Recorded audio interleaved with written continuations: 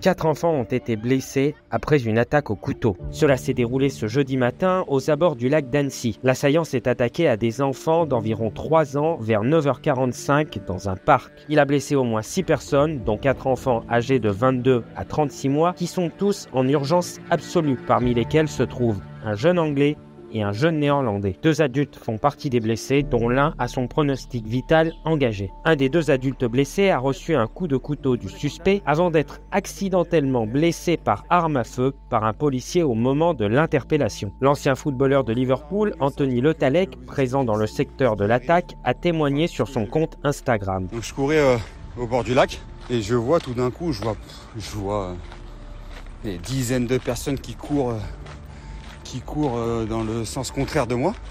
Je me demande ce qui se passe. Et d'un coup, il y a une maman qui me dit « Courez, il y a quelqu'un qui poignarde tout le monde, tout au long du lac. Il a poignardé des enfants. Courez !» Et moi, je suis un peu surpris, je continue.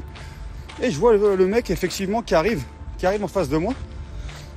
Il est sur l'herbe et je vois des flics qui sont à 5-10 mètres derrière lui, qui n'arrivent pas à l'attraper. Il arrive vers moi, donc je m'écarte un peu. Et je m'écarte et je vois qu'il fonce tout droit sur des papis et mamies. Et là, il attaque le papy.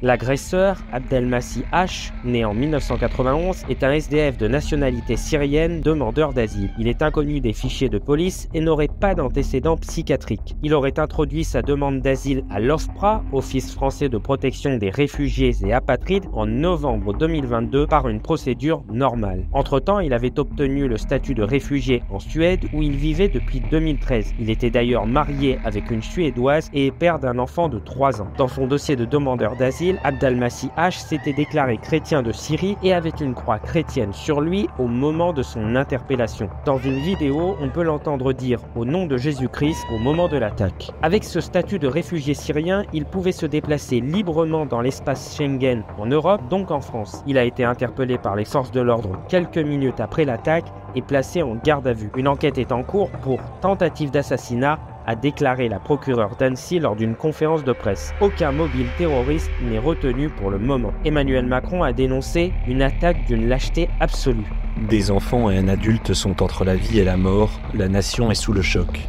La première ministre Elisabeth Borne et le ministre de l'Intérieur Gérald Darmanin se sont rendus sur place. En conférence de presse, Elisabeth Borne a dénoncé un acte odieux et inqualifiable. De son côté, l'Assemblée nationale a respecté 1 minute de silence le matin même de l'attaque. Je vous remercie.